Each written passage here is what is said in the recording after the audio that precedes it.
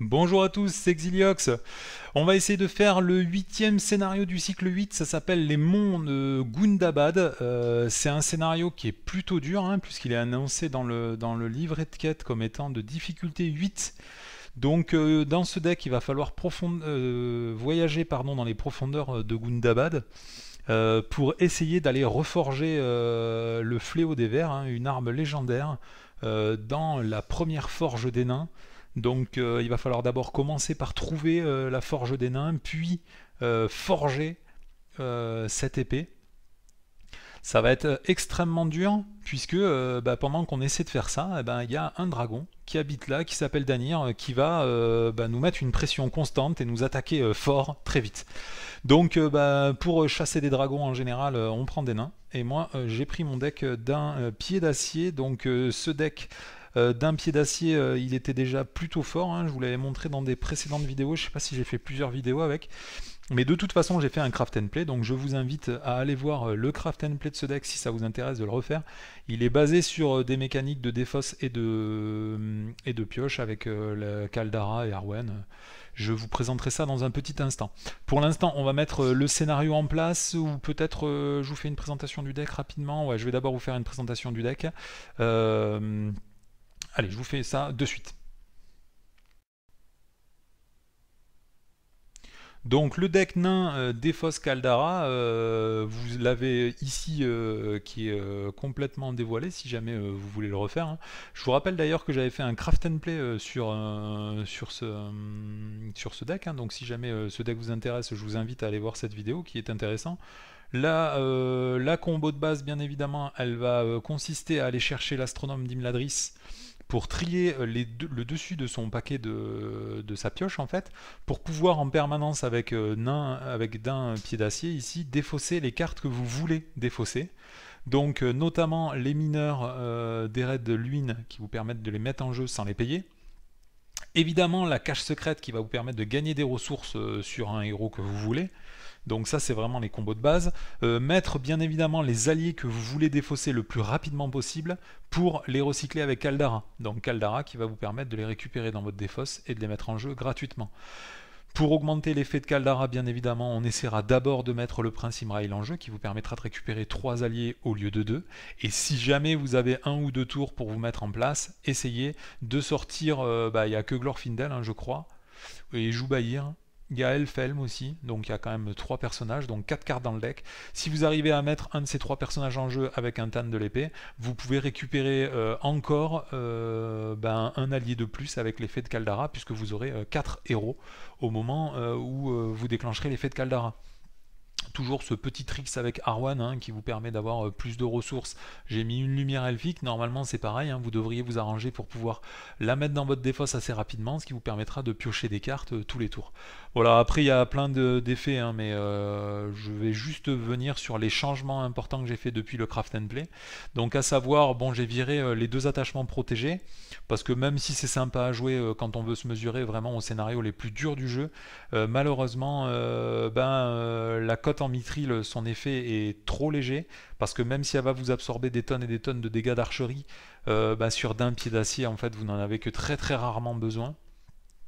Donc vous pouvez le mettre parce que c'est protégé par un lieu, donc c'est assez facile, hein, d'explorer un lieu avec un deck comme celui-là. Moi c'est juste pour avoir 50 cartes, je l'ai gardé au maximum, au bout d'un moment j'ai été obligé de la jeter. Et pourquoi j'ai été obligé de la jeter? Parce que y a des nouvelles cartes qui sont sorties dans les packs du cycle 8, et notamment ce reforgé qui change absolument le jeu, hein. Cette carte, elle a complètement changé le jeu pour moi. Je la mets dans tous mes decks pratiquement. Vous pouvez aller chercher un attachement dans la défausse et le mettre en jeu. Cet attachement, la seule condition qu'il doit avoir dessus, c'est que il faut pas qu'il soit neutre. Mais ça vous permet de jouer par exemple des armures ancestrales dans tous les decks. Et bien évidemment, la combo la plus évidente, c'est que maintenant dans tous les decks énergie, vous pouvez jouer l'intendant du Gondor. Donc je sais pas, enfin, ils ont dû faire exprès, je sais pas pourquoi. Je pense que les prochains scénarios en cauchemar vont être horriblissimes, mais... Enfin, du coup, maintenant, vous pouvez jouer l'intendant du Gondor dans tous les decks. Voilà, donc les trucs que j'ai virés aussi, hein, c'est la fameuse combo avec le change-peau Béornide et l'ours géant. Donc c'est une combo qui est très sympa, hein, qui est très puissante. Mais moi, bah, je la joue déjà dans d'autres decks et dans plusieurs autres decks d'ailleurs, donc je l'ai viré de ce deck-là. Donc la combo, hein, ça consiste à essayer de défausser les change-peau Béornide et tous les Béornides de votre deck. Donc bien évidemment, vous mettez Béorn aussi. Avec le tenir et combattre, ben, vous allez mettre en jeu le change-peau Béornide pour seulement 2 ressources. Et après, pendant la phase de combat, vous défaussez le change-peau Béornide pour mettre en jeu un ours géant. Et du coup, avec cette combo de 3 cartes, vous avez mis un ours géant pour 2 ressources énergie en jeu. Donc bien évidemment, c'est ultra fort. Alors cette combo, moi je la joue plus du tout parce que je préfère la jouer avec d'autres decks. Avec ce deck là, hop, on joue mono connaissance et c'est bien comme ça. D'ailleurs, maintenant que j'ai viré toutes les cartes rouges, est-ce que je pourrais pas remettre Emeril? Je sais pas si c'est une bonne idée puisque j'ai quand même 5 cartes qui ne sont pas rouges, enfin qui ne sont pas énergie. Et connaissant ma chance, ça suffirait à... Ah non, j'ai le guérisseur d'Imladris qui est ma seule source de soins, du coup ça fait 6 cartes. Bon, si vous voulez, vous pouvez virer certaines de ces cartes, hein, notamment les armures. Moi j'aime bien jouer les armures pour avoir un daim pied d'acier ultra tanky. Qu'est-ce que j'aurais d'autre à vous dire? J'ai viré la faveur du Valar puisque je me suis rendu compte qu'elle ne se déclenchait jamais, parce que tout simplement avec les cartes d'Ernil et le salutation des Galadrines, on pouvait cycler ces cartes pour les jouer 6 fois je crois. 1, 2, 3, 4, 5, 5 fois. Donc 5 fois moins 6 en menace, ça fait jusqu'à moins 30 en menace. Normalement, vous n'arrivez pas aux conditions d'élimination du jeu, donc les faveurs du Valar, ça ne servait à rien, je les virais. Et la chance au destin, c'est quelqu'un sur le forum, je ne me rappelle plus, qui m'avait dit que ça ne servait à rien dans ce deck-là, puisque Caldara ne servait à rien à partir du moment où on avait Prince Imrail en jeu. Et effectivement, ça ne sert à rien, du coup j'ai fini par virer cette carte. Je l'avais gardé en soutien dans un premier temps au cas où si je venais à perdre un de mes héros pour pouvoir le réactiver une ou plusieurs fois avec la carte d'Ernil. Mais en fait ça n'arrive jamais. Ça n'arrive jamais. Donc je vais dans ce scénario, peut-être on va voir que ça va arriver. Je vais vous dire ah j'ai pas ma chance au destin, je suis dégoûté. Après petite gourmandise, j'avais mis une deuxième carte pour baisser la menace, je me rappelle plus laquelle c'était. Mais comme dans ce scénario tous les lieux sont profonds, je me suis dit enfin non c'est profond ou souterrain, je me rappelle plus. Je me rappelle plus, mais je crois que c'est souterrain. Tous les lieux sont souterrains dans ce scénario. Ouais, c'est ça, ils sont tous souterrains. Du coup, je me suis dit, tiens, je vais jouer Mon cœur se relève toujours. C'est une carte jolie, magnifique et tout, qu'on n'utilise jamais. Du coup, je vais essayer de l'utiliser ici. Allez, ça c'était la présentation du deck. On commence directement le scénario. Allez, c'est parti. Donc, j'ai déjà fait une première fois le scénario. Là, je viens de me faire sécher tout simplement parce qu'au premier tour, j'ai pioché directement le lieu qui a 7 en menace. Hein. Du coup, j'avais beaucoup de menaces en zone de cheminement. Le temps de l'explorer, je me suis pris 2-3 ennemis sur le buffet. Bon, enfin, je me suis fait sécher ultra sévèrement. Donc c'est pas grave, on recommence. Ici, la mise en place, donc l'objectif, ça va être d'explorer les cavernes à la recherche de la première forge. Cette première forge, quand on l'aura trouvée, on va la mélanger dans le deck caverne qui est juste là. Et après, il faudra explorer des lieux jusqu'à trouver la fameuse forge dans les decks cavernes. Donc c'est un scénario qui peut être extrêmement long, donc je sais pas pour combien de temps j'en ai. Écoutez, on est là, donc on va en profiter. Alors, ici, première étape de quête, la porte latérale, mise en place, placez Danir dans la zone de cheminement et mettez de côté la première forge, je l'ai déjà fait, elle est juste là cachée. Ensuite, mélangez le deck de rencontre et défaussez des cartes jusqu'à ce que X lieu ait été défaussé, donc là c'est le fameux moment où le lieu que j'ai tiré c'était le butin de Danir, et du coup quand tu prends 7 en menace direct au début de la partie, c'est dur. Alors là c'est une ruine profanée.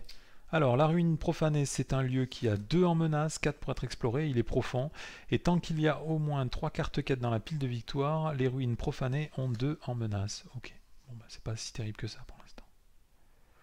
Voilà, donc ça c'était l'étape 1A, placer ce lieu dans la zone de cheminement. Étape 1B, forcé, quand à la fin de la phase d'organisation, le premier joueur regarde les 2 premières cartes du deck de quête, en choisit une qu'il place sous le deck de quête, ensuite ajouter la porte latérale à la pile de victoire et passer à l'étape 2A située au sommet du deck de quête. Allez, on est parti. Donc là, l'expérience a montré qu'il me faut un astronome d'Imladris. Donc quoi qu'il arrive, notre objectif c'est l'astronome d'Imladris et rien d'autre. Donc si on l'a, on garde. Si on l'a pas, on jette. Donc là, je jette la main. Je veux l'astronome d'Imladris. C'est vraiment super important de pouvoir trier les cartes qu'on jette avec d'un pied d'acier. Et surtout, trier la carte qu'on pioche, puisque dans ce deck, on ne pioche qu'une seule carte par tour. Et moi, je veux savoir ce que je vais piocher. Donc, il me faut l'astronome. Ah, j'ai encore pas l'astronome, hein, c'est dingue. Hein. Elle est cachée, cette petite, elle ne veut pas se montrer, quoi. Allez, c'est parti. Premier tour. On pioche une carte. Les ressources, je les ai déjà gagnées. Alors, qu'est-ce qu'on va faire? Je vais défausser une carte avec l'effet d'Arwen. Voilà. Et après, pour 3 ressources, 1, 2 et 3, je vais jouer un charpentier de navire de Pélargir qui a l'avantage d'avoir 3 en volonté dans ce deck. Et d'ailleurs, j'ai oublié de jeter la lumière elfique.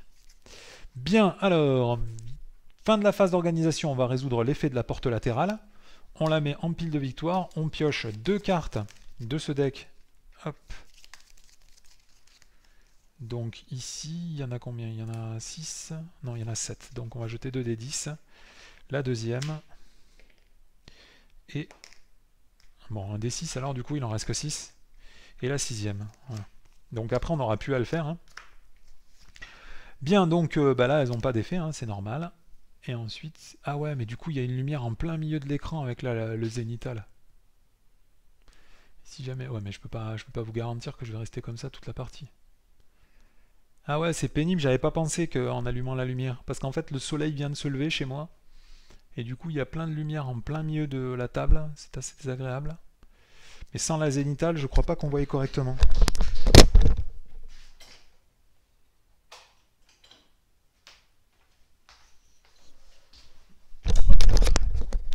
Juste, je vais vérifier qu'on voit à peu près correctement, que c'est pas trop sombre. Hein. Allez, donc là, on est bon. On est bon, j'en étais où? J'étais en train de choisir les quêtes. Alors, qu'est-ce qu'on a comme quête? Le coût d'engagement de Danir est diminué de 5 pour chaque personnage que le premier joueur contrôle. Putain, c'est arrête ça. Après qu'un joueur a résolu une attaque contre Danir, si Danir n'a plus de points de vie, ce joueur peut défausser le fléau de verre reforgé. Donc ça, c'est la fameuse étape de quête qui nous fait gagner la partie. Après que le personnage ait été engagé en quête, chaque joueur doit infliger 2 points de dégâts à un personnage engagé dans la tête qu'il contrôle. Waouh! Quand cette étape est passée, défausser un ennemi non unique en jeu. Ouais, mais bon. Du coup, je pense que je vais mettre celle-là qui est la quête de fin à la fin du paquet, et celle-là, ça va être la quête actuelle. Donc du coup, il va falloir que j'inflige 2 points de dégâts à un personnage dans la quête. Donc je pense que c'est Caldara qui va se faire saucer. Allez, du coup, début de la phase de quête. Ici, explorer Gundabad et la quête principale en cours, ne la retournez pas avant le début de la phase de quête. Donc là, c'est le début de la phase de quête. Donc dans la zone de cheminement, lui, il a 2, puisqu'il y a déjà l'étape 1A, hein, la porte latérale dans la zone de cheminement. Donc lui, il a 2 en menace, lui, il a 2 en menace, ça fait qu'il y a 4 en menace. 4 en menace, voilà. Alors, ici, après que les personnages ont été engagés dans la quête, donc je vais mettre lui en quête et lui en quête. Du coup, ça fait que j'ai 8 dans la quête. Une fois que j'ai engagé les personnages dans la quête, je dois infliger 2 points de dégâts à un personnage. Donc je vais infliger 2 points de dégâts à Caldara. Et ensuite on révèle une carte. Donc Danir effectue immédiatement une attaque contre chaque joueur engagé au combat. Si aucune attaque n'est déclenchée de la sorte, le coût d'engagement au combat de Danir est diminué de 30. Ça pique ça. Ça pique, ça pique, ça pique. Bah c'est le jeu. Ok, donc du coup je fais un succès de quête de 4. C'est dommage, parce que je vais pas explorer ce lieu. Je peux pas l'explorer là. À la fin de la phase de combat, les joueurs peuvent contourner cette étape. Ok, donc ensuite on va passer à la phase de voyage. Je voyage vers lui. Quand on voyage vers un lieu profond, hop, on a droit d'aller chercher un lieu obscur. Hop, il y en a 6. Le 6e. Et c'est lui que je vais explorer. Donc après que les joueurs ont engagé des personnages dans la quête, défausser des cartes du deck de rencontre jusqu'à ce qu'une carte traîtrise soit défaussée, résolvez l'effet révélé une fois révélé de cette carte traîtrise. Ok, ensuite, phase d'engagement. Donc moi je suis à 28 en menace. Lui, du coup, il engage à 20. Du coup, bah, il m'engage directement. Et c'est tout le temps ou... Ah non, c'est pas un attachement ça. Ok, donc c'est juste ce tour là. Donc lui il m'engage. Donc je vais défausser avec d'un pied d'acier. Je défausse 1, 2 et 3 cartes. Ok, et il a 6 en défense. Lui, il attaque à 7. Effet d'ombre. Si cette attaque est sans défense, défaussez un allié que vous contrôlez. Elle n'est pas sans défense. Du coup, je perds 1 point de dégâts. Bien. Ensuite, qu'est-ce qu'on fait? Rien. On fait rien. Phase de restauration. J'augmente de 1 ma menace et je redresse tout le monde. Voilà, c'est la fin du tour 1. On passe au tour 2. Ah non, à la fin de la phase de combat, j'avais droit de contourner cette étape de quête. Donc je vais la contourner. Tac, la contourner, ça veut dire la mettre au fond du deck de quête. Et du coup, au moment où on révèle cette carte, renvoyer Danir dans la zone de cheminement. Bien. Début du tour 2. Je pioche une carte, un intendant du Gondor. Mais j'ai pas de reforgé, donc on s'en fout. Et je gagne une ressource avec chacun de mes personnages. 1, 2 et 3. Alors, je vais déjà jouer pour 4 ressources le Prince Imrail. Et 4 ressources, je joue le Prince Imrail. Ensuite, avec la capacité de Arwen, je vais défausser l'intendant du Gondor et le mettre dans ma défausse. Et du coup, j'ai une ressource. Alors ensuite, début de la phase de quête. On la retourne pas avant le début de la phase de quête. Donc là, c'est maintenant. Début de la phase de quête, on révèle la carte. Donc c'est Kourou de Danir. Après que les personnages ont été envoyés dans la quête, Danir effectue immédiatement une attaque contre chaque joueur ayant au moins 6 personnages. Quand cette étape est passée, infligez 5 points de dégâts à Danir. Cet effet n'est pas compté dans la limite du texte de Danir et ne compte donc pas pour les ok, de X en valeur. À la fin de la phase de combat, on peut contourner cette étape. Est-ce que ça vaut le coup de passer cette étape? Je ne sais pas. Bah remarque, ça me ferait juste une attaque de Danir à partir du prochain tour, donc on peut la garder cette carte. Donc il y a 2 dans la zone de cheminement, sachant que après que les personnages ont été engagés dans la quête, donc d'abord il faut que j'engage des personnages dans la quête, donc je vais mettre 2, 5, 8 et 10. Je vais mettre 10 en quête. Donc à partir de maintenant, il faut que je défausse des cartes du sommet du deck de rencontre jusqu'à ce qu'une carte traîtrise soit révélée. Et je dois appliquer l'effet révélé de cette carte traîtrise. Donc cette carte traîtrise, une fois révélée, donc c'est l'écaille de dragon, attacher cette carte à un ennemi dragon en jeu, donc là il y a Danir, et ça compte comme un attachement condition, avec le texte forcé quand l'ennemi attaché devrait subir des dégâts, annuler tous ses dégâts, ensuite défausser l'écaille de dragon. Donc ça c'est un truc pour protéger Danir. Du coup je fais un succès de quête de 8. Donc ce lieu est exploré, il part en pile de victoire. Donc ça c'est plutôt cool d'avoir ce lieu déjà dégagé. Et ensuite, qu'est-ce qui se passe quand cette étape est passée? Infliger 5 points de dégâts à Danir. Donc j'ai fait un succès de quête de 8, c'est ça? Il y en avait 5 qui allaient sur le lieu, 3 qui allaient sur cette quête. Mais est-ce que ça vaut le coup de passer cette quête? Après que les personnages ont été engagés au combat, Danir effectue immédiatement. Après que les personnages aient été engagés en quête. Ouais, bah écoute, on va la laisser. Donc phase d'engagement, je ne vais pas engager Danir. Donc on va passer directement à la phase de restauration. Je reste tout le monde. J'augmente de 1 ma menace, je passe à 30. C'est la fin du tour 2. On passe au tour 3. Je pioche une carte, un courage inattendu. Ensuite, je vais gagner une ressource avec chacun de mes personnages. Qu'est-ce que j'ai dans ma défausse? J'ai rien de bien engageant. Je vais juste piocher une carte avec la lumière elfique. Donc on cherche toujours l'astronome d'Imladris. Voilà. Là maintenant on peut commencer à jouer. Donc je paye 2 ressources et je joue astronome d'Imladris. D'ailleurs je vais virer la ressource de Caldara toujours. Je vais défausser une lumière elfique avec le pouvoir d'Arwen pour gagner une ressource. Et à partir de là, normalement on est bien. Il faut juste maintenant les tenir et combattre. Il me faudra un reforgé, tenir et combattre et des alliés. Parce que sans alliés, c'est compliqué. Donc maintenant, j'ai 6 alliés. Donc comme j'ai 6 personnages, lui, il va m'attaquer à tous les tours. Ok. Donc après qu'un personnage ait été engagé dans la tête, Danir effectue une attaque. Ok. Donc phase de quête. Dans la zone de cheminement, il y a 2. Je vais mettre 3, 4, 5... 5 et 3. 5 et 3, 8. Je mets 8 enquêtes. 8 enquêtes, ouais, 8 enquêtes, ça suffit.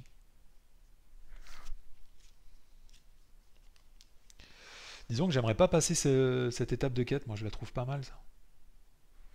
Parce que Danir pour l'instant il peut tanker. Dès que j'ai un reforgé, je pourrais lui filer plein de points de vie et plein de défense en plus. Donc de toute façon, je suis obligé d'incliner l'Astronome Nimladris pour regarder les 5 premières cartes de mon deck. Voilà, et après on va les réorganiser. Est-ce que j'ai un personnage unique? Non.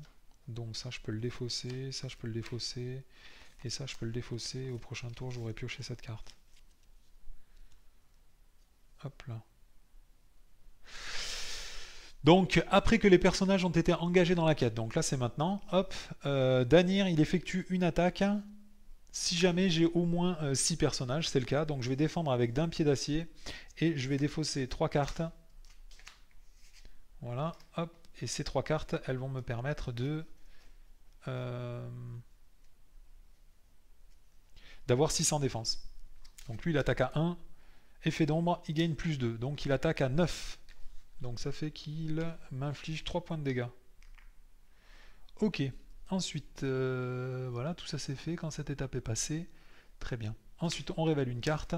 C'est un lieu profond. Quand les joueurs ont la possibilité de voyager, ils doivent le faire vers le couloir étroit. Donc il y a 4 de menaces dans la zone de cheminement. Et moi, j'ai 8 en quête. Du coup, je fais un succès de quête de 4. C'est pile assez pour que cette étape de quête soit passée. Et au moment où cette étape de quête est passée, j'inflige 5 points de dégâts à Danir. 1, 2, 3, 4, 5. Ah, la première fois que des dégâts sont infligés à Danir, ils sont absorbés avec l'écaille. Du coup, il ne prend pas de dégâts. Ensuite, je voyage vers ce lieu. Comme c'est un lieu profond, il est défaussé. Et je dois voyager vers un autre lieu. Donc on tire une carte. Hop. 6. Mais il n'y a pas 6 puisque j'en ai déjà exploré un. Alors, l'arsenal. Qu'est-ce que l'arsenal? Donc l'arsenal, ça c'est un des lieux positifs, donc ça normalement c'est cool. Quand l'arsenal oublié devient le lieu actif, chaque joueur peut chercher un attachement arme ou armure dans son deck et l'ajouter à sa main. Donc ça fait chier parce que je savais déjà que j'allais piocher le reforger. Donc arme ou armure. Normalement j'ai encore une armure ancestrale ou une armure de la citadelle. Je crois que j'en ai déjà défaussé 2 des armures de la citadelle, c'est ça? Ouais. Donc ça, hop, je peux le mettre dans ma main. Donc du coup je perds le reforger quand même. Hein. C'est pas si positif que ça comme lieu ça. Bon, c'est pas grave. Faut pas pleurer. Ok, phase de restauration, on redresse tout le monde. Tac. J'augmente de 1 ma menace. J'enlève ça. C'est la fin du tour 3, on passe au tour 4. Début du tour, je gagne une ressource avec chacun de mes personnages. 1, 2 et 3. Et je pioche une carte. Ok, donc ça c'est mon cœur se relève toujours. Hein. C'est une petite carte que j'avais mis exprès pour ce scénario. Qu'est-ce que je peux faire là? Pas grand chose hein, du coup. Parce que j'ai perdu mon reforgé. Ah mais peut-être avant de piocher le ça, je pouvais réincliner l'astronome Nimladris pour piocher 5 cartes à la place de 1. Voilà, ça c'est bien. Parce que du coup il y a un deuxième astronome Nimladris. Je peux récupérer lui pour meuler mon deck plus vite. Ça c'est cool. Je peux piocher une deuxième carte éventuellement. Un deuxième astronome, ça je peux faire aussi.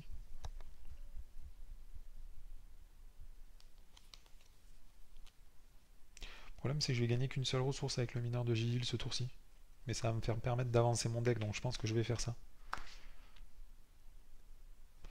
Donc je vais récupérer le mineur de sigil. Je pioche une carte avec la lumière elfique. Et après je dis 4. Ok. Donc du coup ça c'est ce que je faisais pendant la phase de fin de tour. Après au début de ma phase de ressources, du coup je pioche une carte. Ensuite je paye 2 ressources. Je vais jouer un mineur de sigil. Je vais pas l'incliner de suite. Je vais d'abord piocher une carte avec une lumière elfique. Voilà, hop. Après j'incline le mineur de Gigil et je dis 4. Ah merde, c'est que les 2 premières cartes. Du coup je gagne une ressource. Sur elle par exemple. Voilà, très bien. Ensuite je vais défausser une carte avec le pouvoir d'Arwen pour gagner une ressource. Ça marche toujours. Ensuite, il me faut automatiquement un allié pour défendre là. Parce que si jamais Danir il revient à attaquer, je vais payer 2 ressources. Je vais mettre l'astronome d'Imladris en jeu. En espérant qu'il n'y ait pas un truc vraiment horrible qui arrive. Est-ce que j'ai des effets, des événements que j'aimerais rejouer? Non. Donc on va rester pour l'instant comme ceci. Je vais aller en quête. Donc au début de la phase de quête, il faut révéler cette étape-là. On révèle cette étape, les ténèbres inquiétants. Chaque joueur ne peut jouer qu'une seule carte à chaque phase. Forcé. Quand cette étape est passée, le premier joueur regarde les 2 premières cartes du deck et choisit une qu'il place sous le deck de quête. Ensuite, retournez la première phase de quête. Ensuite, retournez la première phase de quête. Retourner, ça veut dire quoi, retourner la première phase de quête? Ça veut dire qu'on la résout directement, on n'attend pas que... À la fin de la phase combat, les joueurs peuvent contourner cette étape de quête. Ok. Donc là, dans la zone de cheminement, maintenant, il y a 3. Il y a 3. Il n'y a pas 3 sur ce dé? Non? Déjà côté impair, ce sera plus facile. Ok. Donc moi, j'ai pas forcément envie de passer cette étape vite, mais j'ai pas envie de faire des échecs de quête. Du coup, on n'a qu'à dire qu'on met 6 en quête. Je mets 3, 4, 5, 6. 6, ça suffit. Non? Ça suffit pas 6? Ouais, 6. Allez, je mets 6 en quête. Tac. On révèle une carte. C'est une araignée. Quand l'habitant des profondeurs vous engage au combat, il effectue immédiatement une attaque. Ok, donc ça c'est un ennemi qui est pénible, il faut tuer vite. Le problème c'est que je peux pas tuer vite avec ce deck. Donc on le tuera pas vite. Donc là maintenant il y a 5 dans la zone de cheminement, moi j'ai mis 6, ça fait un succès de 4 de 1. Ok, lui il m'attaque 2 fois, là je suis à 31 donc je suis même pas obligé de le prendre, donc je vais attendre un tour de plus. Je vais juste incliner l'astronome d'Imladris pendant la phase de combat pour regarder les 5 premières cartes de mon deck. Ok, donc là si je dis 0 avec le mineur de Sigil, c'est un gros gavage. Et ensuite je voudrais piocher cette carte. Lui, le jouer ça peut être sympa aussi. On peut piocher 2 cartes avec la lumière elfique. Donc tout ça c'est bon aussi. Ouais, c'est très bien comme ça. Allez, on passe à la phase de restauration, je redresse tout le monde. J'augmente de 1 ma menace, je passe à 32. Ensuite, je vais incliner directement le mineur de Sigil et je vais dire 0. Je défausse les 2 premières cartes de mon deck. Ces 2 cartes à 0, du coup, elles me font gagner 2 ressources. Et ensuite, chacune de ces cartes, quand elle est défaussée, elle me fait gagner 2 ressources. Du coup, je gagne 4 ressources de plus. Voilà. Là, déjà, on est pas mal. Ensuite, fin du tour. C'est la fin du tour 4, on passe au tour 5. Début du tour, je gagne une ressource avec chacun de mes personnages. 1, 2 et 3. Est-ce que j'ai suffisamment d'alliés éventuellement pour récupérer 5 alliés? J'ai 2 trackers du Nord, pardon. Donc ça c'est pas mal. Et je pioche une carte. Ça c'est cool aussi. Donc j'ai le droit de jouer qu'une seule carte par tour. Donc quelle carte je vais jouer? Pendant la phase de quête, je voudrais jouer celle-là. Pendant la phase d'organisation, je vais jouer celle-ci. Je paye 1, 2 et 3 ressources. Et je vais jouer ici le charpentier de navire de Pélargir. Bien, ensuite, ici il ne se passe rien, c'est ça? Non, il ne se passe rien. Moi j'aimerais des mecs en attaque pour pouvoir...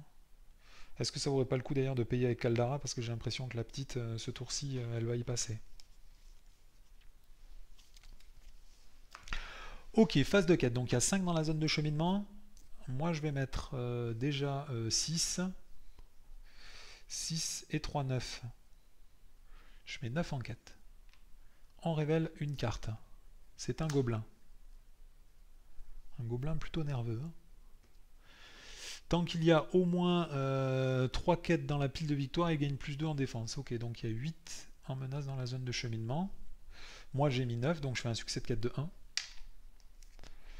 Victoire, il se passe rien. Donc ça parle juste en pile de victoire. Voilà. Ensuite, il se passe rien. Phase d'engagement. Donc il y a lui qui va m'engager au combat. Quand il m'engage, il effectue immédiatement une attaque. C'est son effet. Lui, il engagera à 39. Donc à la limite, pendant la phase de voyage, déjà, je pouvais jouer une carte. Ça, j'avais droit. On a droit de jouer une carte. Alors je ne sais pas si les effets de carte, ça compte comme jouer une carte. Non, je ne pense pas. Hein. Je pense pas. Là, je pourrais récupérer jusqu'à 3 alliés, mais j'en ai que 2 dans ma défausse. C'est pénible, hein. Au pire, je pourrais défendre avec l'astronome Imladris, comme ça j'en perds un, mais c'est con de... Je pourrais payer une ressource, piocher une carte avec la lumière elfique. Et ça, c'est jouer une carte, hein. Non, c'est pas jouer une carte. Si, c'est jouer une carte puisque je l'ajoute depuis ma défausse. Donc ça, par exemple, je peux le faire pendant la phase de voyage. Donc pendant la phase de voyage, je pioche une carte avec la lumière elfique. Ok. Ensuite, c'est un effet de carte. Je vais défausser Glorfindel pour gagner une ressource avec l'effet de Arwen.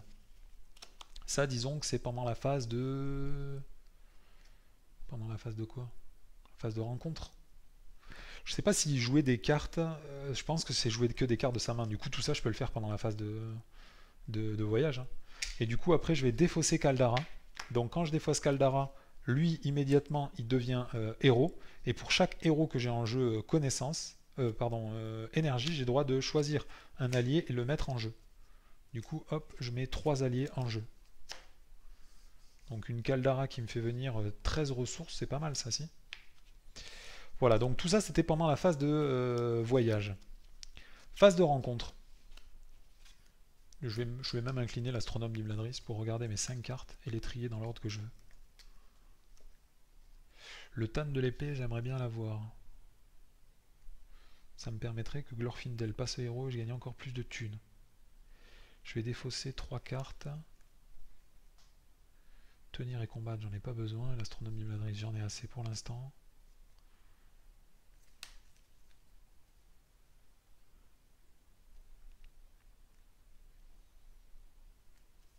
Je vais mettre l'astronome d'Imladris en 3ème. Ou en 2ème plutôt. Tenir et combattre, c'est peut-être mieux qu'un astronome d'Imladris. Non, astronome d'Imladris, c'est toujours mieux que tout, de toute façon. Ok, donc on va faire comme ça. Allez, maintenant on passe à la phase de rencontre. Donc pendant la phase de rencontre, il y a lui qui m'engage, puisqu'il engage à 32. Au moment où il m'engage, immédiatement il déclenche une attaque. Donc pour l'instant, tant que j'ai pas d'armure ou pas de soins, je vais pas utiliser... Ah ouais, c'est con parce que d'ailleurs pour soigner, j'avais besoin du tenir et combattre. Mais après j'ai des cartes d'Iranil, bon c'est pas grave. Donc ici, qu'est-ce qu'on fait? Excusez-moi hein, de revenir tout là. Donc lui il m'attaque, je vais défendre avec le prince Imrail, tiens, qui a 2 en défense, lui il attaque à 3. Pas d'effet d'ombre, donc le prince Imrail prend 1 point de dégâts. Ensuite, pendant la phase de combat, il va m'attaquer une 2ème fois. Donc je vais le défendre avec un tracker du Nord. Est-ce que si je défends avec un tracker du Nord, j'ai assez pour le tuer? Je ne sais pas s'il y a des effets qui peuvent infliger directement des points de dégâts à d'un pied d'acier. Donc pour l'instant, on va jouer safe. Je vais défendre avec un tracker du Nord. Donc il défend à 2. Pas d'effet d'ombre. Tiens, bah, c'est la fameuse carte de l'espace, là. Le butin de Danir. 7 en menace, hein, le truc. Hein. Quand vous la piochez, vous faites un échec de quête à coup sûr. Hein. Donc lui, il attaque à 2. Moi, je prends 1 point de dégâts. Et ensuite, je vais attaquer avec Glorfindel, le tracker du Nord et d'un pied d'acier. Et j'arrache la tête à 7,5. Bien. Du coup, je vais jouer un 2ème astronome d'Imladris juste pour réorganiser mes cartes avant la phase de restauration. Donc pendant la phase de combat, puisque j'ai pas joué de cartes. Donc je reprends 5 cartes. La carte que j'ai envie de piocher, moi, ce serait surtout le tenir et combattre pour pouvoir jouer le soigneur. Ensuite, je vais défausser éventuellement ces cartes-là. Et le tester sa volonté, c'est toujours cool de ne pas le jeter. Donc les 2 cartes que je piocherai ce tour-là, ce serait éventuellement le Tan de l'épée et le tenir et combattre. Bien.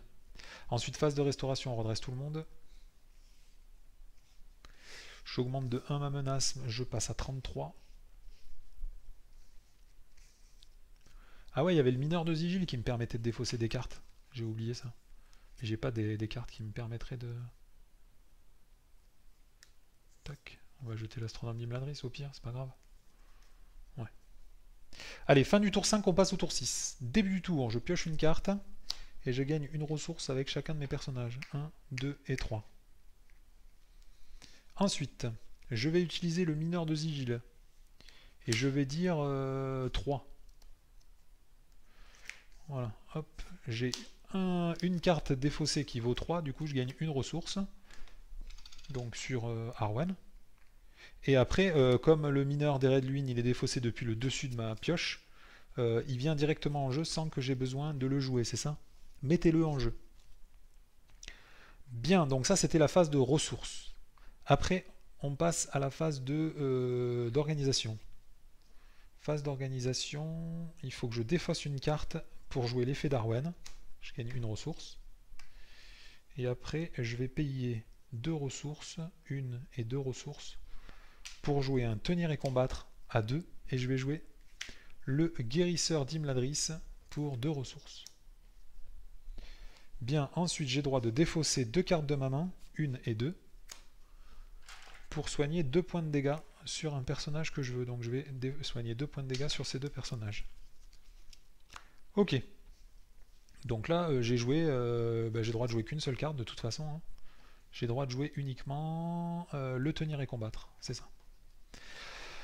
Ensuite, on passe à la phase de quête. Début de la phase de quête, il se passe toujours rien. Non. Non plus. Et là, il n'y a que 2 quêtes. Donc lui, pour l'instant, il se passe rien non plus. Ok, donc début de la phase de quête. J'engage des personnages dans la quête. Donc là, il y a 6 de menaces dans la zone de cheminement. Moi, je vais mettre déjà 4, 6 et 3, 9. Je mets 9 en quête. 9, 9 et 3, 12. 12 en quête, ça me paraît bien, moi. Ouais, 12 en quête, je mets. 12 en quête. Ok, ensuite je tire une carte. Tunnel sombre. C'est un lieu qui a 3 en menace. Tant qu'il est dans la zone de cheminement, les marqueurs de progression ne peuvent pas être placés sur les lieux obscurs de la zone de cheminement. Du coup, il y a 9 dans la zone de cheminement. Je fais un succès de quête de 3. Bon, bah c'est cool, je peux rester un tour de plus sur cette quête. 1, 2 et 3. Quand cette étape est passée, le premier joueur regarde. À la fin de la phase de combat, les joueurs peuvent contourner cette carte. Mais moi, je ne veux pas contourner. Donc, phase de voyage, je vais voyager vers le tunnel sombre pour explorer, hop, un lieu.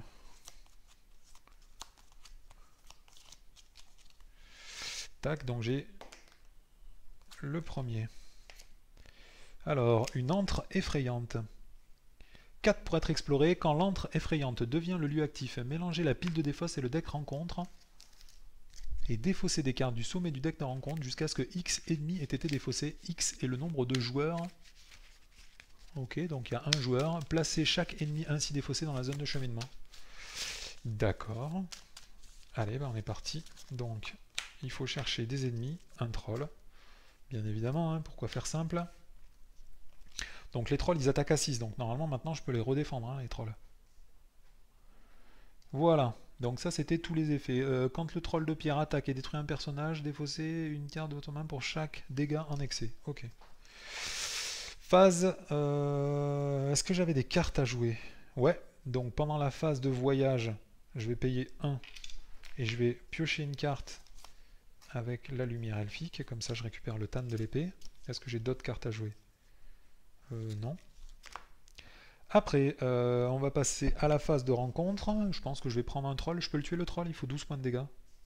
1, 2, 3, 4, 5, 5, 6, 7 et 3, 10.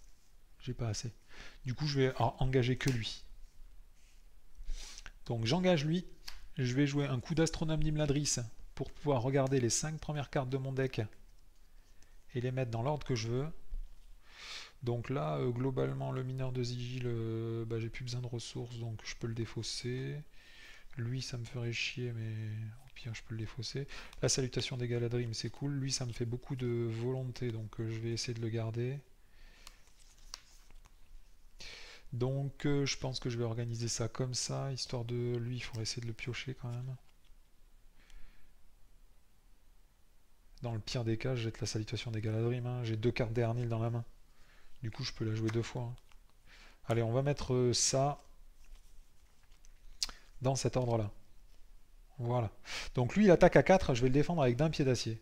Je défausse une carte pour qu'il gagne plus en défense. Donc pour l'instant, il défend à 4. Il attaque à 4, donc je ne vais pas défausser plus de cartes. Ensuite, je vais attaquer à 2. Avec ces deux-là, ça fait 6. Et il est mort. Bien. Phase de restauration, on redresse tout le monde. Voilà, tac. J'augmente de 1 ma menace. Je passe à 34. Est-ce que j'ai des cartes à jouer?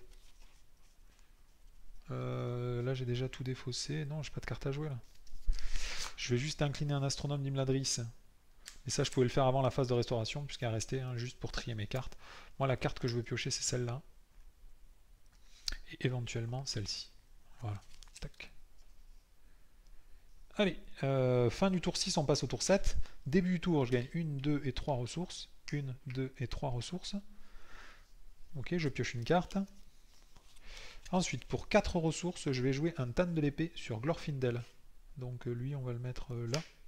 Maintenant, Glorfindel, 1, 2, 3 et 4. Maintenant, il est héros. Bien, et ensuite, pour 3 ressources, 1, 2 et 3. Ah mais non, j'ai pas le droit de jouer 2 cartes. Ah ouais, c'est relou ça. J'ai le droit de jouer qu'une seule carte pendant la phase d'organisation. C'est pénible. C'est l'effet de la quête en cours, hein. J'ai le droit de jouer qu'une seule carte. Donc, est-ce que je joue Glorfindel en héros, ou est-ce que je joue un nouveau charpentier de navire de Pélargir?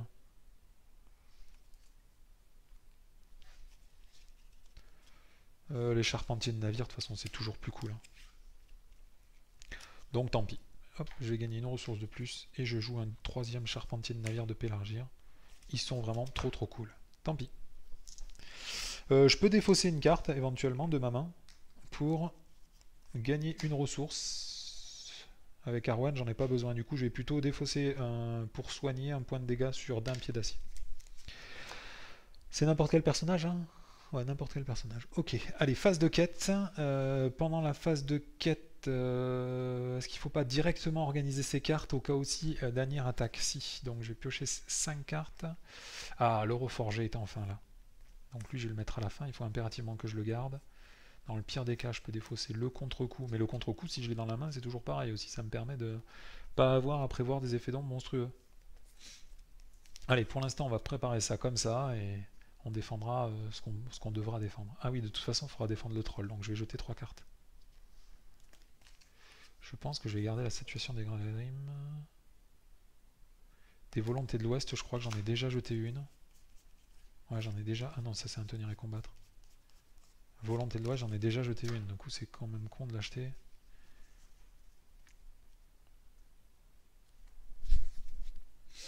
On s'en fout. Je pense que je pourrais les rejouer 25 fois, les Volontés de l'Ouest. Allez, on va faire comme ça. Phase de quête. Donc, au début de la phase de quête... Hop, je vais mettre combien en quête? Là, il y a 6 dans la zone de cheminement. Voilà.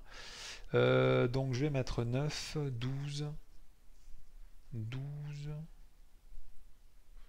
12, 15. Je mets 15 en quête. On tire une carte. C'est encore un gros gardien de Gundabad. Du coup, il y a 9 en quête. Je fais un succès de quête de 6. Il y en a 4 qui vont sur ce lieu. Il est exploré, donc la pile des lieux explorés c'est là. Et après il y en a 2 de plus qui vont sur cette quête. 1, 2. Donc là, forcé, quand cette étape est passée, le premier joueur regarde les 2 premières cartes du deck de quête, en choisit une qu'il place sous le deck de quête, ensuite retourner la première carte du deck de quête. Donc là je prends 2 cartes. C'est dommage, il n'y a pas la carte qu'on cherche. Le premier effet, une fois révélé, la première traîtrise révélée de chaque tour ne peuvent pas être annulées. Quand cette étape est passée, cherchez dans le deck caverne. Cherchez un lieu dans le deck caverne et faites-en le lieu actif. Donc d'abord, il faudrait s'arranger pour mettre la première forge. Donc ça me sert à rien pour l'instant. Et ça, après qu'un personnage ont été engagés dans la quête, défausser les 5 premières cartes du deck rencontre, prenez au hasard un ennemi défaussé de la sorte et placez-le dans la zone de cheminement. Quand cette étape est passée, diminuez de 5 le niveau de menace de chaque joueur. Donc moi je vais prendre plutôt celle-là. Hein. Donc celle-là on la met en dessous, celle-là on la met au-dessus, et ensuite l'effet des ténèbres inquiétants fait qu'on doit retourner cette carte. Et lui c'est à partir de combien de cartes qui m'attaque tous les tours? C'est à partir de 5 quêtes. Donc pour l'instant il n'y a que 3 quêtes dans la zone de quête annexe. Bien. Allez, ensuite, pendant la phase de quête, comme j'ai pas joué de carte, je peux payer une ressource et piocher une carte avec la lumière elfique. Ça, j'ai le droit de le faire. Ensuite, on va passer à la phase de rencontre. Pendant la phase de rencontre, je vais engager lui au combat. Pendant la phase de rencontre, je vais rien faire d'autre. Je vais défendre avec d'un pied d'acier, donc lui il attaque à 1. Il attaque à 5, donc je vais défausser 2 cartes. Voilà. Du coup, d'un pied d'acier à 5 en défense. À partir de là, avec qui je vais attaquer? J'ai 2, 4, 5, 6, 7, 8 en attaque. Sachant que lui, comme il y a au moins 3 quêtes dans la pile de victoire, il a 3 en défense. Du coup, j'attaque avec tout cela. Hop. Et du coup, ça fait 8, et lui, il est mort. Bien. Je vais incliner l'astronome d'Imladris pour organiser les 5 premières cartes de mon deck. J'avais pas la lumière elfique? Si. Avec la lumière elfique, je peux défausser une lumière elfique pour soigner un autre point de dégâts. Je vais le soigner sur lui. Ensuite, avec l'astronome d'Imladris, je vais prendre les 5 premières cartes de mon deck. Je vais les mettre dans l'ordre que je veux. Je vais mettre un reforgé au-dessus. Un reforgé pour encore au-dessus. Ça, je peux le défausser. Ça, c'est cool de le piocher. Allez, on va faire comme ça. Donc, est-ce que j'ai joué des cartes à ce tour-ci? J'ai pas joué de cartes encore. Donc, je peux payer une ressource pour piocher une carte avec la lumière elfique. Je sais pas si je viens pas de le faire, ça. Ah, mais du coup, elle est plus la carte. Je peux jouer autant de fois que je veux, là. C'était la quête qui m'empêchait de faire ça. Donc, je vais piocher une carte avec la lumière elfique. Ensuite, je vais défausser la lumière elfique pour gagner une ressource avec Arwen. Du coup, j'ai pas pioché ma carte. Et ma carte, c'est un reforgé. Je vais payer 2. Et je vais faire un reforgé. Je vais aller chercher l'intendant du Gondor. Voilà, hop. Cet intendant du Gondor, je vais directement l'incliner pour gagner 2 ressources sur Arwen. Donc là, je suis toujours en phase de combat. Hein. Ensuite, je vais repayer une ressource pour repiocher une carte avec la lumière elfique. Je récupère un reforgé. Je repaye 4 ressources pour jouer un reforgé pour 4. Et je vais pouvoir mettre un armure ancestrale sur d'un pied d'acier. Voilà, au moins là j'ai tout fait. On passe maintenant à la phase de restauration. On redresse tout le monde.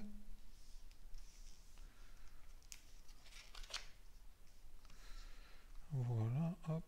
Je vais incliner directement l'intendant du Gondor pour gagner 2 ressources avec Arwen. Voilà. Hop là. Et j'augmente de 1 ma mana, je passe à 35. C'est la fin du tour 7, on passe au tour 8. Je pioche une carte, je me rappelle plus ce que c'était. Si, c'est bon, c'est la bonne carte. Alors maintenant, j'ai le droit de jouer autant de cartes que je veux. Je vais gagner quand même 1, 2 et 3 ressources. Je vais payer 1, 2, 3 et 4 ressources. Je vais jouer le Tan de l'épée sur Glorfindel. Maintenant, j'ai 4 héros commandement. Énergie, pardon. Du coup, eux, ils ont tous 4 en volonté. La carte des Arnil est gratuite, donc je peux la jouer, puisqu'elle coûte 1 de moins pour chaque héros que j'ai. Pour 2 ressources, je vais jouer un courage inattendu sur d'un pied d'acier, comme ça il se redressera autant que je veux. Ensuite, je vais défausser une carte avec l'effet d'Arwen pour gagner une ressource. Je vais payer 1, 2 et 3 pour jouer un cavalier du Rovagnon. Ça me fera toujours de l'attaque. Et ça fait quoi? C'est après que les personnages ont été engagés dans la quête, défausser les 5 premières cartes. Donc il va encore y avoir un ennemi de plus. Et la salutation des Galadrines, j'ai fini par la défausser ou pas? Non, j'ai toujours réussi à pas la défausser. Eh ben c'est cool. Ok, donc maintenant on va passer à la phase de quête. Donc après que les personnages ont été engagés. Donc là il y a combien dans la zone de cheminement? Il y a donc lui il a 4 maintenant, lui il a 3 donc ça fait 7. 7 en quête, enfin 7 dans la zone de cheminement. Moi je vais mettre 12. 12, 15, 16, 16 et 3. 16 et 3 ça fait... Non, 16 et 3 c'est peut-être de la gourmandise là, non? Non, c'est bon, je peux défendre deux fois et tout. Ouais. 16 et 3 ça fait 19. Après que les personnages ont été engagés dans la quête, je dois défausser 5 cartes. 1, 2, 3, 4, 5. Je dois révéler. Ok, et ensuite il faut faire quoi? Prenez au hasard un ennemi défaussé, donc là il n'y en a pas. Et mettez-le dans la zone de cheminement. Donc ça c'est plutôt cool. Ensuite, on fait l'effet de renforcement. Donc effet de renforcement. Alors, attachez cette carte à un ennemi dragon limité. Quand l'ennemi attaché vous attaque, infligez un point de dégâts à chaque personnage que vous contrôlez. Ensuite, défaussez le souffle de dragon. Donc là, c'est le genre de cas en général où on paye 1 et on fait un tester sa volonté pour annuler l'effet une fois révélé de cette carte. Par contre, il y a quand même l'effet renfort. Alors, chaque joueur répartit X points de dégâts entre les alliés qui contrôlent, où X est le nombre de cartes quêtes dans la pile de victoire. Donc là, des cartes quêtes dans la pile de victoire, il n'y en a que 3. Du coup, on va mettre 3 points de dégâts sur des personnages que je veux. Donc on va mettre un point de dégâts sur lui, un point de dégâts sur elle, un point de dégâts sur lui. Bien, du coup, je fais un succès de quête de 12. Donc quand je fais un succès de quête, lui il part en pile de victoire, j'ai des droits de diminuer de 5 ma menace, je passe à 30. Ok. Là il se passe rien, je vais incliner l'astronome d'Imladris pour regarder les 5 premières cartes de mon deck. Voilà, 5, donc je peux défausser une carte, ça suffit normalement. Mais au pire, 2 cartes. Et après c'est bon. Ok, ensuite, phase d'engagement, je vais engager lui au combat. Je vais le défendre avec d'un pied d'acier. Il défend à 5, mais je vais défausser une carte pour qu'il défende à 6. Pas d'effet d'ombre. Et ensuite, il faut essayer de le tuer. Donc déjà, je vais redresser avec courage inattendu d'un pied d'acier. J'attaque à 2, 4, 6, 8, 9, 10, 11, 12.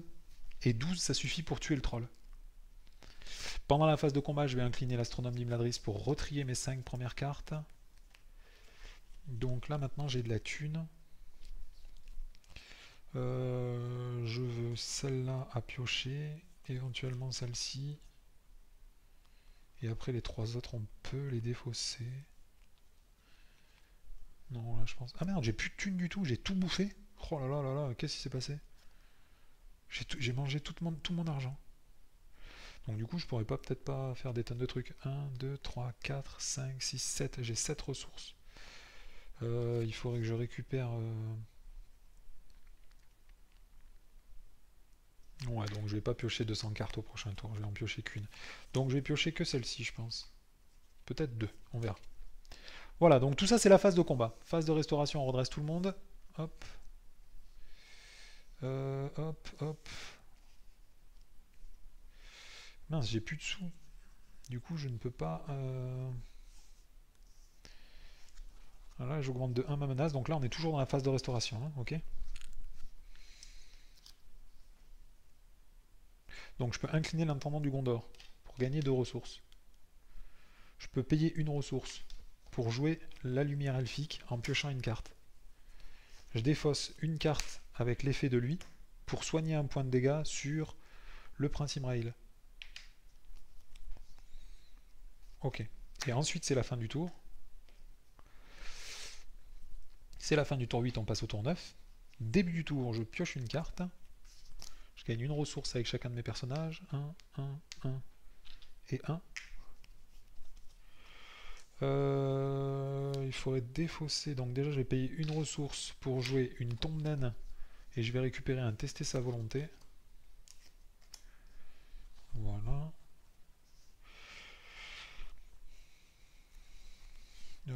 Tout ça c'est bon. Est-ce que j'ai d'autres effets à jouer? Non. Je vais payer 1, je vais piocher une carte. J'avais dit que je faisais pas tout ça, hein. C'est dingue, hein. Je peux pas me retenir de piocher des cartes, surtout que c'est nul parce que du coup j'ai pioché le mineur des Redwing. Tiens, bah, je vais le défausser avec Arwen pour gagner une ressource. Et je vais défausser la lumière elfique avec lui pour soigner un point de dégâts sur lui. Voilà, et là maintenant j'ai 3 ressources. Au pire, je pourrais jouer la salutation des Galadrim. J'ai intesté sa volonté, donc on est bien. Allez, donc là, au prochain tour, il va m'attaquer lui. Donc là, dans la zone de cheminement, il y a 5, puisque lui, il a 5 en menace. Et est-ce que je pourrais pas l'engager, commencer à lui infliger plein de points de dégâts? C'est jouable ça aussi. Mais à ce moment-là, avec la carte dernière, est-ce que ça vaudrait pas le coup de jouer un reforgé et de récupérer l'armure des citadelles pour avoir des millions de points de vie? Ça, c'est limité à un personnage, ouais. Parce que sinon, j'en aurais mis 2 des armures ancestrales. Mais c'est trop fort. Allez, du coup, ben, c'est quand? C'est au début de la phase de quête qu'on révèle. Donc on révèle, c'est le niveau supérieur, c'est la fameuse carte qu'on cherche. Donc quand les personnages ont été engagés dans la quête, augmentez de 1 le niveau de menace de chaque joueur. Forcez quand cette étape est passée, mélangez la première forge dans le deck de caverne. D'accord, donc là, ben, on va mettre 12.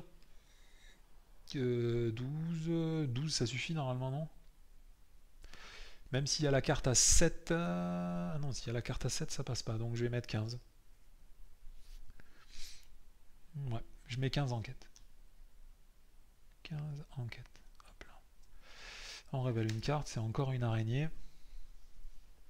Donc il y a 7 dans la zone de cheminement. Hop, je fais un succès de quête de 8. Cette étape est passée. Ah, j'ai oublié d'augmenter de 1 ma menace, puisque là il y a marqué après que les personnages ont été engagés dans la quête. Et ça, c'est quand? C'était au début de la phase de quête, ok. Donc j'augmente bien de 1 ma menace. Après que les personnages ont été engagés dans la quête, augmentez de 1 le niveau de menace de chaque joueur. Donc là, je fais un succès de quête de 8. Cette carte est explorée. Quand cette carte est explorée, j'ai droit de mettre la première forge dans le deck caverne. Là maintenant, il y a 5 quêtes dans la zone de cheminement. Du coup, Danir, il est considéré comme étant engagé avec moi et il ne peut plus quitter la zone de cheminement. Bien, phase rencontre. Il y a lui qui m'engage. Quand il m'engage, il effectue immédiatement une attaque. Donc je vais la défendre avec d'un pied d'acier. Il défend à 5. Si cette attaque est sans défense, défausser un allié. Ce n'est pas le cas. Ensuite, je vais redresser, avec courage inattendu, je vais redresser Danir. Et je vais utiliser l'astronome d'Imladris pour regarder les 5 premières cartes de mon deck et les mettre dans l'ordre que je veux. Donc là, les Princes Imraïl, je ne peux pas les jouer. On va en mettre 2 dessus. Voilà. Après, phase de combat. Il y a lui qui m'attaque et lui qui m'attaque. Donc à 50, je vais défendre avec Danir. Effet d'ombre, l'ennemi attaquant gagne plus 1. Donc il attaque à 8. Moi je défends à 6. Je vais défausser 2 cartes pour avoir 8 en défense. Lui m'attaque à 3. Je vais le défendre avec le prince Imail. Et il m'inflige 1 point de dégâts. Ah mais je peux éventuellement, parce que c'est un noble, je peux très bien mettre un deuxième armure ancestrale sur le prince Imail aussi. Ça peut être jouable ça. Bien. Ensuite il faudra attaquer et infliger des points de dégâts. Donc la priorité ce serait surtout Danir, mais il faudrait tuer lui. Donc j'ai combien en attaque? Si je défausse une carte, j'ai pas de carte à défausser, je vais payer 1. Je vais piocher une carte. Hop, avec la lumière elfique. Du coup je peux défausser une carte pour redresser Glorfindel. Donc déjà je vais attaquer avec Glorfindel à 3, 4, 5 pour tuer lui. Et ensuite il faudra attaquer, j'ai le droit d'infliger jusqu'à X points de dégâts à chaque tour, sachant que X est égal au nombre de quêtes plus 1. Donc j'ai le droit d'infliger 6 points de dégâts, donc il faudrait que j'aille jusqu'à 11. Donc 2, 3, 4, 5, 6... Ouais, c'est tout pourri comme attaque en fait. 6, je fais 1 point de dégâts à Danir. C'est complètement de la bouse. Ok. C'est de la bouse. Bon, c'est pas grave, je pourrais le tuer plus fort, je pense, plus vite. Il me faut au moins 3 tours, je pense. Je vais incliner l'astronome d'Imladris pour organiser les 5 premières cartes du deck. 1, 2, 3, 4, 5. Qu'est-ce que je vais piocher? Un tenir et combattre, ça me permettrait de faire quoi? Bah là, toutes les cartes de mon deck, maintenant, elles sont utiles. Donc il faut éviter d'en défausser. Joubaïr, ça me permet d'avoir un bon défenseur. Mais bon, là, j'en ai pas trop besoin. Je vais mettre Elfelm en premier. Diminuer ma menace. J'ai besoin de rien, là, en fait. J'ai tout ce qu'il me faut. Donc pour l'instant, on va juste prendre Elfelm. Elfelm, ça me paraît le meilleur choix. Est-ce que je défausse une carte de plus? J'ai pas de carte à défausser, donc je vais payer 1. Je vais piocher une carte avec la lumière elfique et je vais défausser une carte pour soigner un deuxième point de dégâts ce tour-ci sur le Prince Imrail.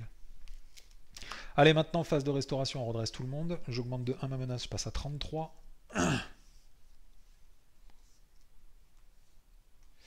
Voilà, hop, l'intendant du Gondor, je vais le laisser incliner. Je vais gagner directement 2 ressources pendant la phase de restauration. Et ensuite, c'est la fin du tour. 9, on passe au tour 10. Je commence par piocher une carte et je gagne plein de ressources. 1, 2, 3 et 4. Alors la carte que j'ai piochée, c'est encore un Outlander là. Je vais défausser le Prince Imrail pour gagner une ressource avec Arwen. Je vais piocher une carte avec la lumière elfique. Et je vais directement défausser la lumière elfique pour soigner un point de dégâts avec le soigneur d'Imladris, la soigneuse d'Imladris, guérisseuse d'Imladris, pardon. Ensuite, je vais infliger, pardon, je vais payer 4 ressources pour jouer Elfelm. Ok. Phase de quête. Donc dans la phase de quête, c'est au début de la phase de quête, on révèle cette carte. Alors là, c'est le grand vert. Le grand vert, à la fin de la phase de combat, s'il y a 4 quêtes ou moins dans la pile de victoire, les joueurs doivent contourner cette étape. Après qu'un joueur a résolu une attaque contre Danir, si Danir n'a plus de points de vie, ce joueur peut défausser le fléau des vers reforgé pour ajouter Danir à la pile de victoire. Bon, bah ça, je peux rien y faire. Ok. Et après, qu'est-ce qui se passe? Le coût d'engagement au combat de Danir est diminué de 5 pour chaque personnage que le premier joueur contrôle. Bon, là, je pense que j'en ai assez. Donc, on va aller en quête. Je vais encore mettre 12. 12, ça suffit, non? Sachant que Danir, il a 6 déjà. Hein. Donc, 12, je vais mettre 3 de plus. Je vais mettre 15. Hop là. Danir, il a pas 5, il a 6. On tire une carte. Alors, maudit 1.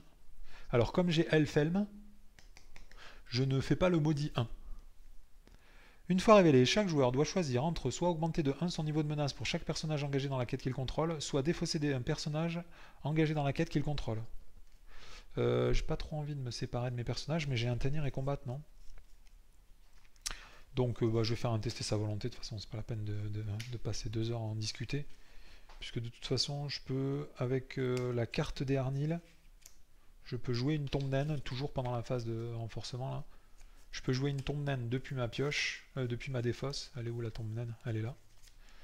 Et du coup je la replace en dessous.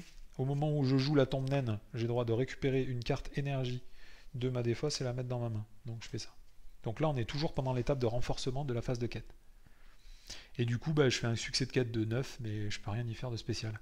À la fin de la phase de combat seulement. Très bien. Donc là, du coup, on va passer à la phase de combat. Mais avant de passer à la phase de combat, je vais organiser les 5 cartes. Au cas où si je dois défausser des cartes, je vais mettre celle-là en premier. Joubaïr, on s'en fout. On s'en fout de tout, en fait. Allez, c'est bon. Bien. Alors, qu'est-ce qu'on fait? Lui, il m'attaque. C'est la phase de combat. Je vais défendre avec d'un pied d'acier. Il attaque à 7.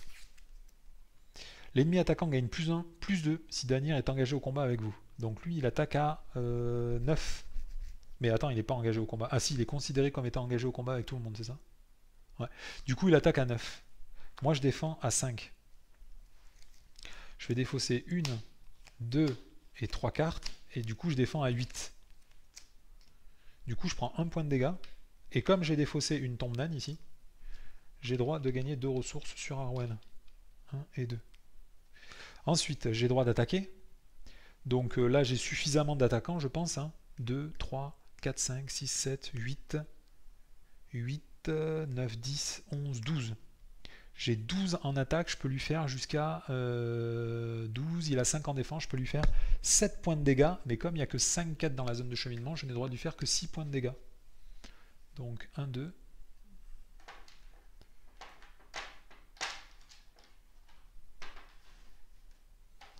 2 et 4, ça fait 6 points de dégâts. Il lui reste encore 13 points de vie. Bien, alors à la fin de la phase de combat, je suis obligé de passer cette étape. C'est ce qui est chiant parce que du coup, il y a au moins 2 tours de plus, on n'a pas le choix.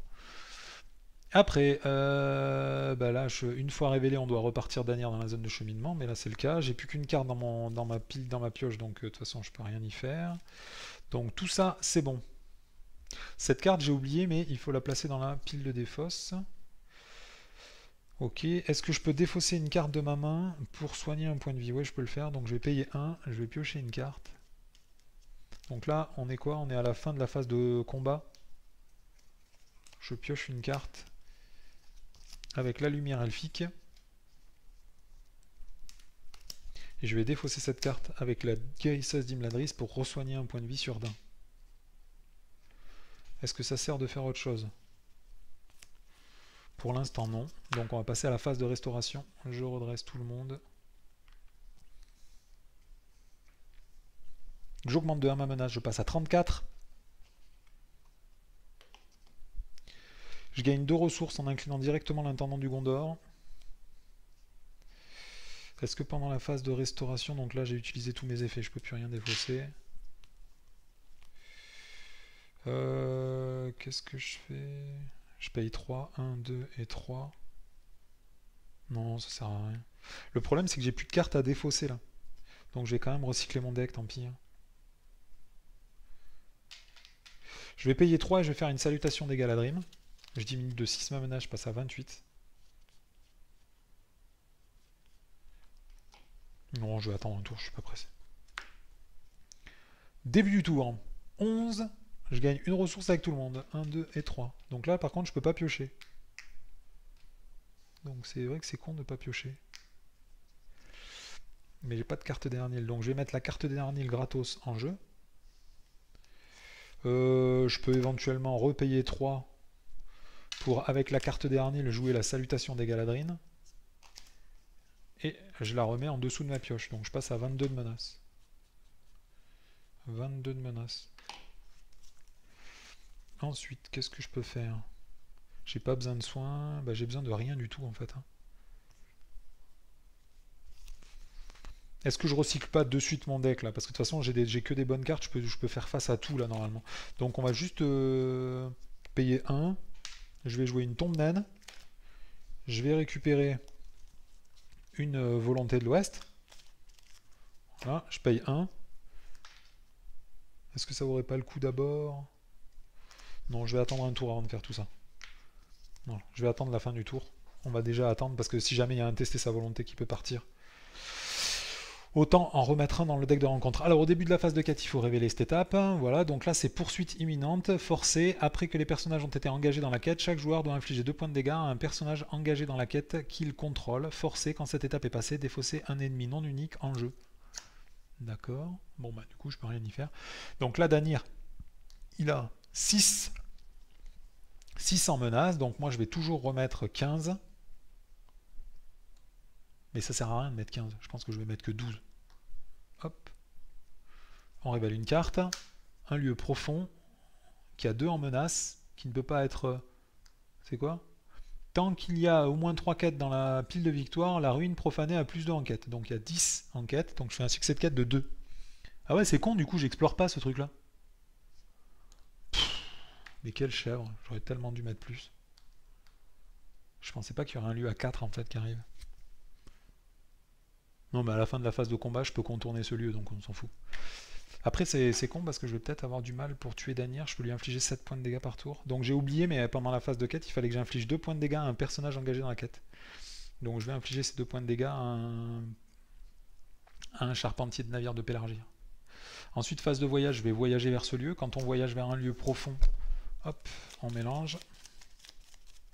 Ah ouais, en plus je suis obligé de reforger l'épée, putain ça va être super long. 3. Donc X c'est le nombre de personnages que vous contrôlez. Quand vous jouez un allié, il arrive en jeu incliné. Ok. Ensuite, phase de combat. Il y a Danir qui va m'attaquer. Donc il attaque à 7. Je vais défendre avec d'un pied d'acier. Et ouais, j'ai plus de cartes à défausser de mon deck. Donc est-ce que je fais pas le... C'est quoi cette carte? C'est une salutation des Galadrim, non? Ouais, c'est la salutation des Galadrim. Ouais, bon allez, je vais défendre avec d'un, de toute façon. Il n'y a pas d'effet d'ombre. Il attaque à 7, d'un défend à 5. Du coup, je prends 2 points de dégâts. 1 et 2.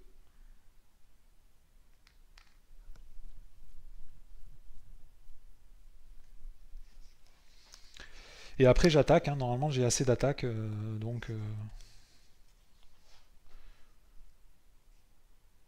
Je réinflige le nombre maximum de points de dégâts, c'est-à-dire 6 points de dégâts. Donc 1, 2, 3, 4, 5 et 6. Donc une pile de 5. Tac. Donc là, il a 13 points de dégâts sur lui. Il lui reste 7 points de vie. Est-ce que ça vaut le coup? Ouais. Je vais, à la fin de la phase de combat, je vais quitter ce lieu. Ensuite, je pense que je vais quand même faire la volonté de l'Ouest, puisque là, ça sert à rien du tout de garder toutes ces cartes. Je peux défausser cette carte à la limite, je peux défausser la tombe naine pour soigner 2 points de dégâts avec la guérisseuse. Ça me fera toujours plus de ressources dans mon deck. Et après pour une ressource, je vais jouer volonté de l'Ouest que je dois mettre dans la pile de victoire pour mélanger dans ma défausse avec ma pioche. Ouais, donc du coup, quitte à faire ça, j'aurais pu défausser la volonté de l'Ouest pour augmenter de plus 1 la défense d'un pied d'acier. Du coup, il aurait pris 1 point de dégâts de moins. Donc je peux soigner éventuellement 1 point de dégâts sur lui. Allez, on va juste jouer une Astronome d'Imladris pendant la phase de combat pour piocher, pour vérifier dans les 5 cartes. Qu'est-ce que... Bah là, on n'a plus besoin de tout ça, je pense. Hein. Donc je vais juste m'arranger pour piocher celle-là. Le reste, on n'en a pas besoin. Ok, et phase de restauration, on redresse tout le monde. Hop, hop. J'augmente de 1 ma mana, je passe à 23. 1, 1, 1, 1, 1 et 1 encore avec elle. C'est la fin du tour 11, on passe au tour 12. Début du tour, je pioche une carte. Est-ce que je joue encore des alliés? Ouais, ça fera toujours 2 de plus en attaque. Ah oui, par contre, j'ai perdu la volonté de... J'ai perdu la lumière elfique dans le... Bon, c'est pas super grave. Toute franchise. 1, 2... 1, 2 et 3. Je vais encore jouer un cavalier du Revagnon. Ok, et ensuite on passe à la phase de quête. Début de la phase de quête, on va révéler. Donc là, normalement, ça doit être la bonne quête. Enfin, voilà, les profondeurs. Non, pas du tout. Quand cette étape est passée, cherchez un lieu de caverne. Mais putain, mais qu'est-ce que j'ai foutu? Elle est où la première forge? Elle est déjà dans le deck de rencontre en fait. Ok. Donc là, X est le nombre de personnages contrôlés par le joueur qui a le plus de personnages. Donc quand le tracker a marqué un personnage sur un jeu dans la zone de cheminement, et lui c'est dans la zone de cheminement aussi. Donc là le problème c'est que X est égal à 1, 2, 3, 4, 5. C'est le nombre de personnages que je contrôle. 1, 2, 3, 4, 5, 6, 7, 8, 9, 10, 11, 12, 13, 14, 15, 16, 17. Il faut 17 pour explorer ce lieu. Donc on met tout le monde en quête, hein, c'est parti. Donc je mets 12, 15, 15, 16, 17, 18, 19, 20, 21, 22, 23, 24. Je mets 24 en quête. 24 en quête. Hop là. Ok. Les effets, une fois révélés, de la première carte traîtrise à chaque tour ne peuvent pas être annulés. Forcés. Quand cette étape est passée, cherchez... Ok. Donc on révèle la carte. C'est un gardien de Gundabad. Donc là, il y a combien dans la zone de cheminement? Lui, il a 1, 2, 3, 6 et 3, 9. 9 en quête. Voilà, donc du coup, je fais un succès de quête de 13. Donc il y a 13 pions sur ce lieu. Hop, 5.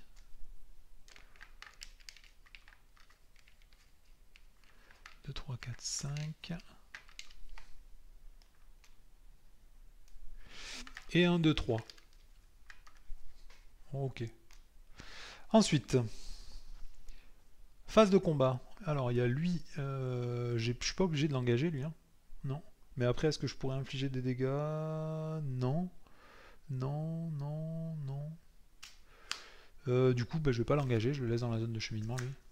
Puisque je suis à 23 en menace et que lui, il a 39.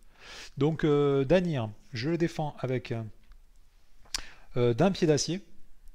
Hop, je révèle une carte. Donc, il attaque à 7. Ok, donc il attaque à 7. Je vais utiliser l'astronome d'Imladris. Je vais piocher 5 premières cartes. Je vais mettre celle-là en premier. Donc lui défend à 5 pour l'instant. Je vais mettre celui-là et celui-là. Je défausse les deux premières cartes. Du coup, j'ai 7 en défense et je prends aucun point de dégâts. Ensuite, est-ce que je peux lui infliger des points de dégâts? Je ne sais pas. 2, 4. Non, je ne peux pas lui infliger de points de dégâts. Ok. À la fin de la phase de combat, bah, je choisis de ne pas passer l'étape de quête. Hein, je veux rester sur celle-là, moi. Donc, il n'y a rien de spécial à faire. On va juste passer éventuellement à la phase de restauration. Je vais repiocher les 5 premières cartes pour choisir la carte que je veux. Je vais jouer je vais prendre de tester sa volonté, ça servira toujours. Ou le contre-coup, au cas où s'il y a vraiment un mauvais coup dans le deck. Les reforgés, j'en ai besoin que d'un seul, donc je pourrais le défausser aussi. Donc là, ça devrait bien se passer. Voilà. Phase de restauration, on redresse encore tout le monde. Hop.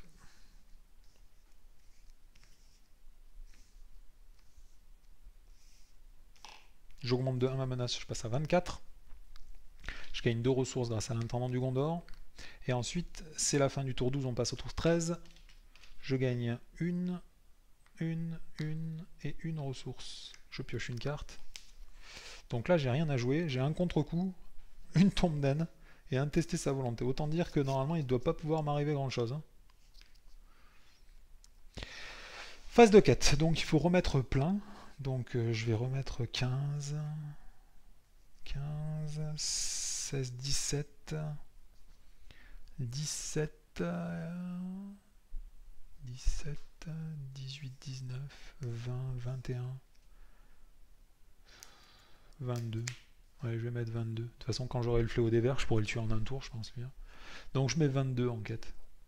Je pourrais juste garder éventuellement 22. À la place de ces deux-là, je vais garder eux parce que eux ils peuvent défendre, alors que eux ils peuvent pas défendre. Voilà, 22.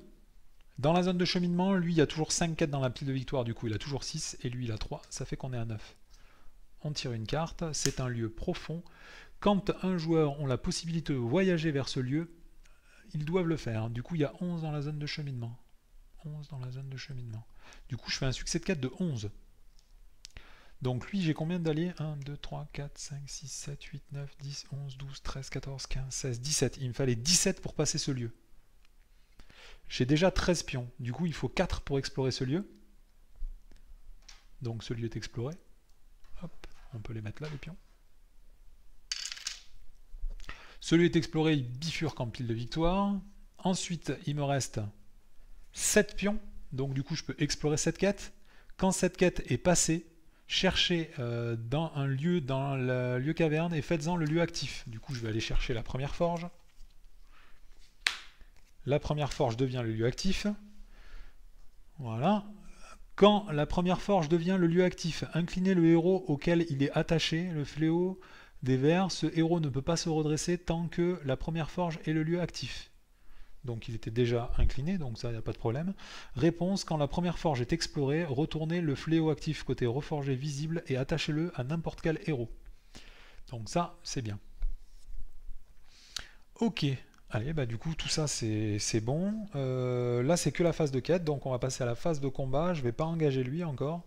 Il n'y a que Danir qui m'attaque. Danir, je vais le défendre avec d'un pied d'acier. Il attaque à 7, sans effet d'ombre. Et à partir de là, il m'inflige 2 points de dégâts. Je vais défausser 2 cartes pour qu'il ait 7 en défense. Du coup, je ne prends pas de points de dégâts.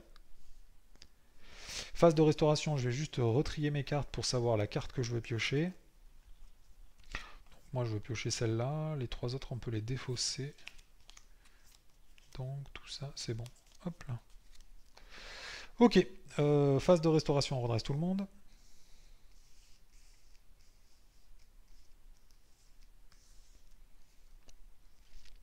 J'augmente de 1 ma menace. C'est la fin du tour 13, on passe au tour 14.